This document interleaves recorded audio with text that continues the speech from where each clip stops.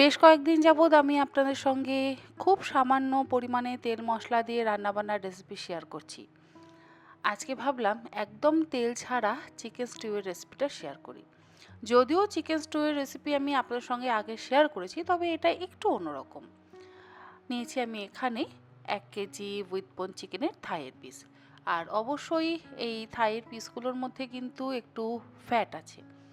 একটু ফ্যাটওয়ালা চিকেন নিলেই ভালো হয়, কারণ এই রান্নাতে আমি কিন্তু কোনো রকম তেল, ঘি, বাটারের ব্যবহার করব না। আর আপনারা জানেন যে আমি খুব কম তেল মশলা দিয়ে রান্নাবান্না করতে পছন্দ করি, আবার কখনো কখনো চিকেন তো একদম তেল ছাড়া রান্নাবান্না করি। তো চিকেনের থেকে যাতে আষ্টে গন্ধ না বেরোয়, সেই জন্য আমি প্রথমেই বাটির মধ্যে চিকেনের টুকরোগুলোকে নিয়ে তার মধ্যে বেশ কিছুটা পরিমাণে জল দিয়ে এর মধ্যে দিয়ে দিলাম 2 টেবিল চামচ পরিমাণে ভিনিগার। এবারে এই ভিনেগারের জলের মধ্যে আমি 10 মিনিট ভিজিয়ে রাখবো। এতে কি হবে, মাংসের আষ্টে গন্ধটাও থাকবে না, আর যদি কোনো রকম ময়লা থেকে যায় বা ব্লাড থেকে যায় সেটাও একদম চলে যাবে। খুব ভালো করে আমি একটু আগে ধুয়ে নিচ্ছি এই জলের মধ্যে, এরপরে ভিজিয়ে রাখবো 10 মিনিট। তারপরে জলটাকে ফেলে দিয়ে আরও দুবার একদম পরিষ্কার জল দিয়ে কিন্তু ধুয়ে নেব। পরিষ্কার জল দিয়ে তো আমি একদম ভালোভাবে ধুয়ে নিয়েছি। এবারে দেখুন চিকেনের রঙই একদম পরিবর্তন হয়ে গেছে। আর যার মধ্যে আমি রান্নাটা করব তার মধ্যে আমি চিকেনের টুকরোগুলোকে নিয়ে নিলাম। 2 লেগ পিস আমি একটু কাট লাগিয়ে নিচ্ছি। এই নিচের দিকে কাট লাগিয়ে নেব আর একটা ওপরের দিকে কাট লাগিয়ে নেব। চিকেন স্টু আর তার মধ্যে সবজি থাকবে না তা তো হতেই পারে না। আমি আমার পরিমাণ মতন গাজর এবং বিনস নিয়ে নিয়েছি। 2 মিডিয়াম সাইজের গাজর এরকম বড় টুকরো করে কেটে নিয়ে দিয়ে দিলাম, আর মোটামুটি 15-16টা বিনস আমি লম্বা টুকরো করে কেটে নিয়ে দিয়ে দিলাম, আর 2 ছোট সাইজের আলু এরকম বড় টুকরো করে কেটে নিয়ে দিলাম। তার মধ্যে দিলাম 4 কোয়া থেতো করে নেওয়া রসুন, স্বাদ অনুসারে লবণ, পরিমাণ মতন জল দিয়ে খুব ভালোভাবে মিশিয়ে নিলাম। এরপরে গ্যাসের ফ্লেমটাকে হাইতে করে দিয়ে আমি 8 থেকে 10 মিনিট ফুটিয়ে নেব।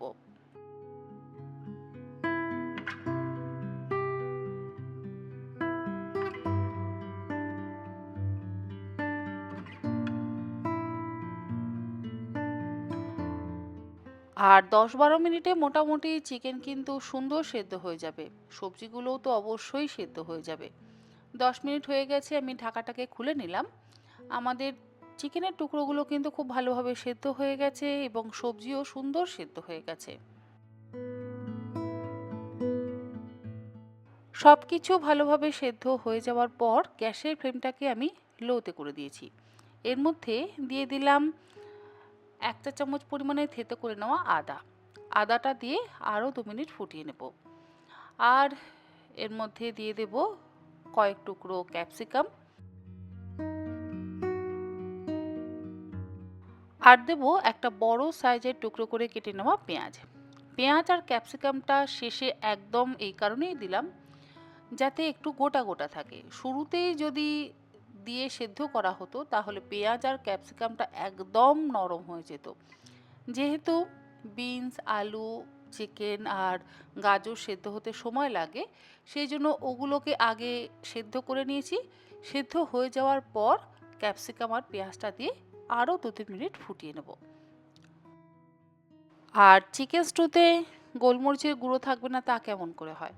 দিয়ে দিলাম আমি এখানে 1 চা চামচ পরিমাণে গোলমরিচের গুঁড়ো, একটা দিলাম স্টার অ্যানিস, তার সাথে দিয়ে দিলাম একটা ছোট টুকরো দারচিনি আর 4-5টা লবঙ্গ। এটা আপনারা চাইলে শুরুতেও দিতে পারেন, মানে যখন আপনারা চিকেনটা সবজি দিয়ে সেদ্ধ হতে বসাবেন সেই সময়তেও এই স্টার অ্যানিস, লবঙ্গ আর দারচিনি দিয়ে সেদ্ধ করতে পারেন। তাতেও কিন্তু এই স্টুয়ের মধ্যে খুব সুন্দর একটা ফ্লেভার আসবে। তেজপাতা দিচ্ছি না, আপনারা চাইলে একটা তেজপাতা দিতেই পারেন।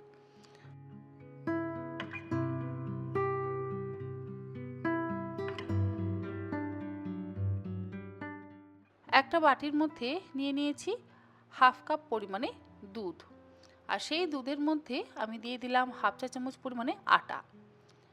ময়দার ব্যবহার কিন্তু করছি না।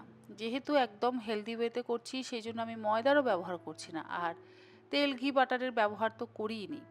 বাচ্চারা যদি খায় তাহলে গোলমরিচের গুঁড়োর পরিমাণটা অবশ্যই নিজেরা একটু বুঝে ব্যবহার করবেন।